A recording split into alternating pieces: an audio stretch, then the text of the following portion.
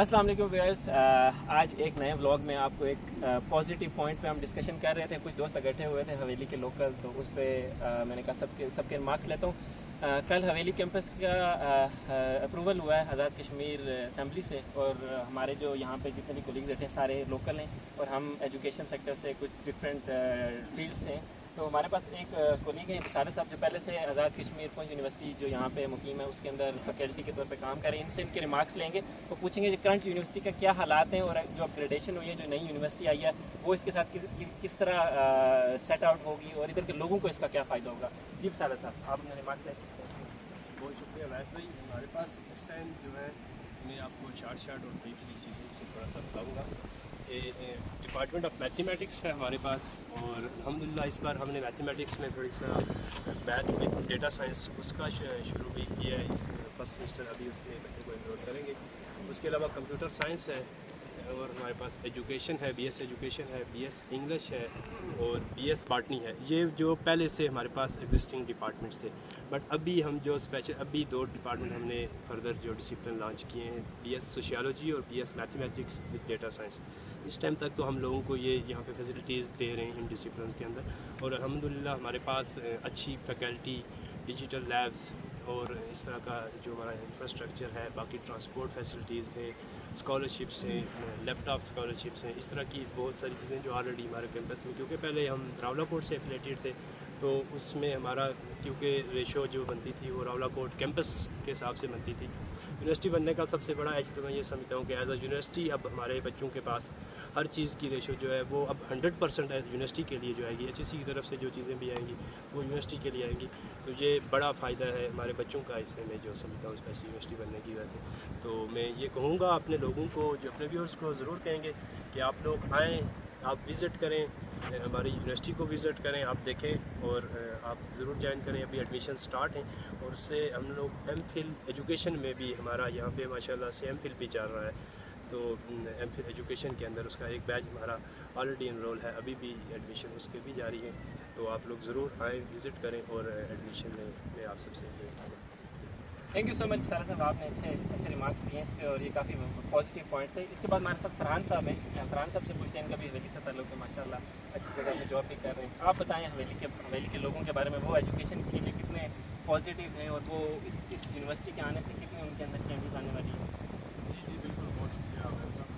काफ़ी इम्पोर्टेंट मौजूद आपने बताया। अब क्योंकि यूनिवर्सिटी का ऐलान हो चुका है, तो इस हवाले से मैं ये कहना चाहूँगा कि अब क्योंकि एक यूनिवर्सिटी जो होती है ना, हम पाकिस्तान की मुख्तलिफ यूनिवर्सिटीज़ को देख के आते हैं, तो बहुत बड़े एरिया के ऊपर बनी होती है, और उसमें हमेशा तोसी का जो आंसर होता है ना, वो उसे खातिर रखा जाता है। स्टार्ट से ही बहुत बड़ी ज़मीनें एक्वायर की जाती हैं, और इनिशियली कैंपस छोटा होता है, लेकिन आहिस्ता आहिस्ता हर चीज़ जो है ना वहाँ पे आती रहती है। तो मेरा यही सजेशन है कि एक ऐसी ज़मीन जहाँ पे आखिर जो फ्यूचर में चल के इस, जैसे आप यूनिवर्सिटी ऑफ पेशावर में देखें, तो उसमें एक यूनिवर्सिटी के अंदर मुख्तलिफ यूनिवर्सिटीज़ कायम की गई है। पहले एक यूनिवर्सिटी थी, और उसके अंदर इस तरह आप डिपार्टमेंट्स को भी यूनिवर्सिटी करार दे दिया गया है, और वो एक इस ज़िला हवेली की जितना एरिया एक्वायर करके एक यूनिवर्सिटी का एरिया, तो शायद उतना तो ना हो पाए, लेकिन जितना भी हो एक बहुत बड़ा एरिया इसके लिए हुकूमत को चाहिए कि एक्वायर करें।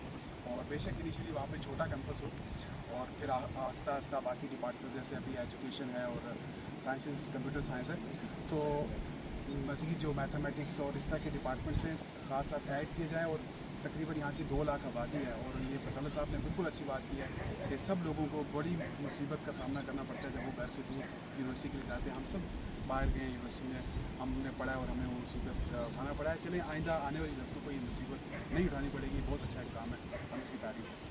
Thank you so much Farhan साहब। वो बनने जा रही है, लोग अभी तक तो हमारे लोग बाहर जाते थे एजुकेशन लेने, अब ऐसा होगा इंशाल्लाह इन फ्यूचर के लोग हवेली आके एजुकेशन लेंगे। तो उसके बारे में आकिब साहब से पूछते हैं कि जो लोग आएंगे यूनिवर्सिटी में आएंगे, हवेली आएंगे आकिब साहब से, तो उन लोगों के बारे में आप क्या बताएंगे? हवेली का एनवायरनमेंट कैसा है, लोग कैसे हैं, उनके लिए यहाँ पे सेफ्टी है या नहीं है, क्योंकि ये बॉर्डर रीजन है, लोगों का उस पर भी पॉइंट ऑफ व्यू होगा कि हमारे बच्चे इतना दूर जाके एजुकेशन हासिल करेंगे।